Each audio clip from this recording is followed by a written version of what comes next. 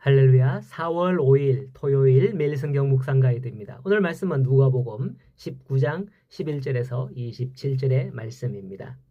세상에는 착각하는 사람이 참 많은 것 같아요. 뭔가 될 것 같으면 마음이 막 설레기도 하는데 그럴 때 하는 말 있죠. 김칫국부터 마시지 마라 하는 말이 있습니다. 요즘에야 시원한 콜라 같은 음료가 있지만은 옛날에는 체하거나 속이 답답할 때 동치미 국물, 즉 백김치 국물 같은 것 이렇게 마시면 시원하죠. 뭔가를 거하게 막 먹고 싶다, 많이 먹고 싶다, 뭐 특정한 거를 먹고 싶을 때에 속부터 다스린다 하는 의미로 김칫국을 먹는다는 것이죠. 되면 좋겠지만은 안 되면 얼마나 마음이 상하겠습니까? 그래서 김칫국부터 먹지 마라, 김칫국부터 마시지 마라 하는 말을 하는데요. 그것은 조금이나마 눌러주는 것이죠. 오늘 말씀에 보면 예수님께서 드디어 예루살렘에 가까이 오셨습니다. 그러자 그들은 하나님의 나라가 당장에 나타날 줄 알고 생각을 했다는 것이죠. 앞에서 제자들은 어떠한 마음을 가졌다 그랬죠? 우리 선생님이 예루살렘에 입성하시면 나는 오른편 너는 왼편 이러면서 한자리 할 거다고 그렇게 생각을 했죠. 그래서 누가 크냐 싸우기도 한 기록이 마태복음에 기록되어 있다고 했습니다.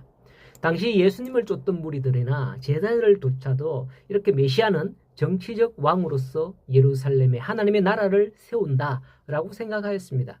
그리하여 사람은 이제 예수님께서 예루살렘에 가까이 오시게 되자 하나님의 나라가 금방 임할 것으로 기대하였던 것입니다. 그러나 예수님께서는 열머나 비유를 통해서 제자들과 따르는 무리들의 오해를 시정하고자 했던 것을 오늘 본문의 말씀에서 볼 수가 있는 거죠. 우리가 잘 아는 비유는 이 비슷한 비유가 있죠. 마태복음 25장에서 달란트 비유입니다. 어쩌면 열머나보다도 달란트 비유가 더 좋지 않냐, 우리의 어감에 우리의 감정에 더 와닿지 않냐 하는 그런 생각이 듭니다만은 이 달란트 비유와 열머나 비유 둘 다 종말에 하나님의 나라를 기다리는 성도의 자세에 대해서 말해준다라는 공통점이 있습니다. 그러나 내용에는 약간의 차이가 있죠. 달란트 비유는 하나님께서 맡기신 그 사명에 대한 충성을 강조하는 것이라면 열머나 비유는 하나님의 나라가 당장에 나타날 줄로 오해하고 있는 것을 시정하기 위함이다라는 것입니다. 두 비유는 비슷하지만은 다른 목적으로 말씀한 것이라는 것을 우리는 알아야 할 필요가 있다는 거예요. 자, 그러면 머나의 가치는 얼마나 될까요? 1머나는 100데나리온이며 노동자의 3개월치 월급이다라는 거죠. 달란트 비유에 대해서는 많이 들어보셨죠? 머나와 달란트의 비율은 어떻게 될까요? 1달란트는 60머나입니다. 그러니까 달란트가 훨씬 높은 거죠. 가치가. 달란트는 머나보다도 60배 가치가 높은 겁니다. 1머나는 100데나리온이며 1달란트는 6,000데나리온이 되는 거죠. 좌우지간 1머나는 노동자 3개월치 월급이라고 했으니 요즘 가치로 환산을 하자면 노동자 임금의 어떤 격차가 있긴 하지만은 대략 월급이 300만 원 조금 더 된다고 보면 1머나가 약 1,000만 원 정도 된다라고 보시면 되겠습니다. 여러분 한 3개월 일하시면 1,000만 원 벌 수 있죠. 아니 더 벌 분도 있겠죠. 예. 어쨌든 본문에 이 정도의 가치를 어떤 귀인이 종 10명에게 각각 한 머나씩 나누어 줍니다. 그러면서 내가 돌아올 때까지 장사를 하라고 하죠. 이 귀인은 왕위를 받아오기 위해서 먼 나라로 간다라고 본문에 그렇게 기록되어 있습니다. 당시 대부분의 나라가 로마의 속국인 상황인지라 왕위를 받기 위해서는 로마로 가야 하기 때문에 자연스레 이런 광경이 펼쳐집니다. 본문의 비유는 당시의 역사적 사실을 배경으로 하고 있거든요. 당시 유대 지역의 왕으로 다스리던 헤롯이 죽었을 때에 그의 세 아들에게 유대 지역을 분할해서 나누어 주었습니다. 그런데 그 가운데 아킬레오라는 사람 아시죠? 아킬레오는 헤롯 왕의 그 왕위 전체를 계승하기 위해서 왕의 인준을 얻을 목적으로 당시 로마를 방문하였다고 해요. 그러나 유대인들이 아킬레오가 왕이 되는 것을 원하지 않아서 따로 50명의 사절단을 구성해서 로마로 파송했답니다. 이로 말미암아 로마 황제는 아킬레오에게 헤롯 대왕이 지닌 모든 권한을 다 주지는 않았지만은 유대와 사마리아 그 지역의 통치의 권한을 인정해 주어서 유대인들의 시도는 어쩌면 절반만 성공을 거두었다라는 역사적 사실을 배경으로 열머나 비유를 설명하고 있는 것입니다. 아마도 당시의 현실적인 그런 상황을 배경으로 한 이 열머나 비유는 아마도 제자들과 따르는 무리들에게 훨씬 더 인상적으로 와닿지 않나 싶습니다. 당시의 상황과 같은 내용으로 비유를 했으니 말이죠. 그 내용은 이렇습니다. 10명에게 한 머나씩 주었는데 귀인이 왕위를 받아 가지고 와서 한 머나씩 받은 종들에게 어떻게 장사를 하였는지 알고자 그들을 불렀다고 하죠. 한 사람은 한 머나로 10머나를 남겼습니다.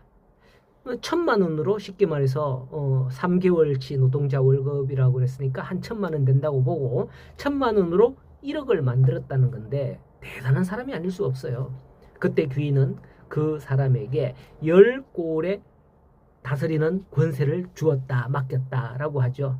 그리고 둘째 사람은 나오는데요. 5머나를 남겼다라고 하죠. 마찬가지로 이 왕이 된 귀인은 그에게 5고을을 맡겨줍니다. 그러나 마지막 사람은 한 머나를 수건으로 싸두었다가 주인에게 가져옵니다. 그러면서 하는 말이 주인이여 보소서 당신의 한 머나가 여기 있나이다. 내가 수건으로 싸두었나이다.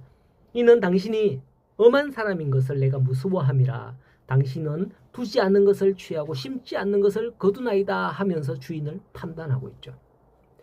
이 사람은 왜 이런 생각을 서슴없이 주인에게 말하는 걸까요?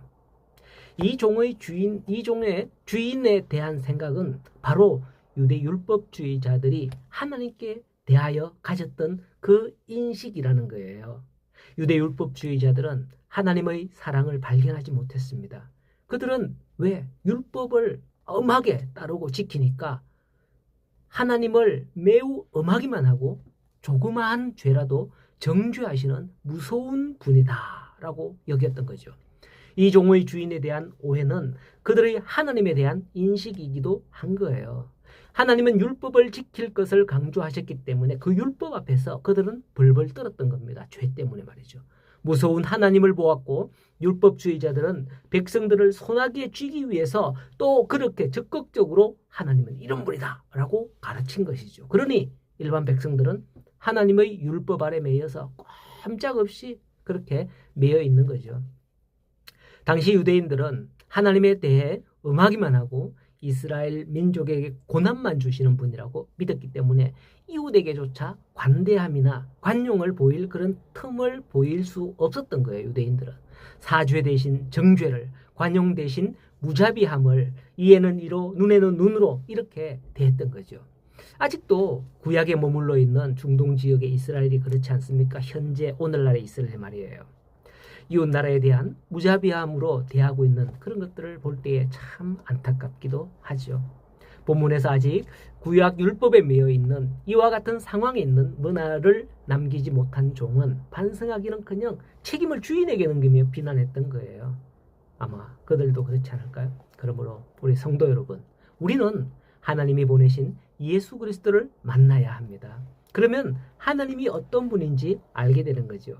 그리스도 안에 있는 하나님의 선하시고 자비로우심을 만나는 오늘 하루의 삶이 되기를 간절히 소원하며 축복합니다.